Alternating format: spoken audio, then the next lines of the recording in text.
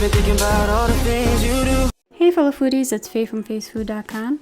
Today I'm going to show you how to make this easy and delicious appetizer, these savory cheese muffins. I'll show you how to do it. So first you want to combine all your wet ingredients together. This includes some melted butter, egg, olive oil, buttermilk. You can also use whole milk.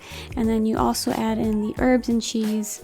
In my case, I'm using chives and thyme, but you can definitely swap out the herbs and cheese for whatever you prefer. Then you dump in all your dry ingredients all at once and fold it all together until just combined. Don't overdo it until you have this nice uniform batter. I have a mini muffin pan ready to go. It's greased up with some cooking spray. I have a little ice cream scoop that makes this so easy to portion out. So I'm just going to portion these out. And then we're going to bake these off. 375 for around 10 minutes. They will get a little bit more golden in color and they do rise up a bit. And you can use the toothpick test to see if they're baked through. So out of the oven, I do brush them with some garlic butter just for extra flavor.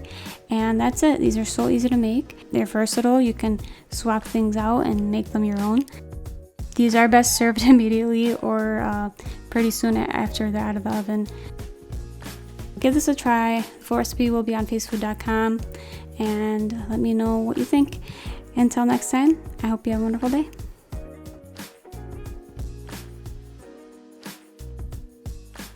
I've been reading you to figure what you're down for. I wanna figure out to make it come around.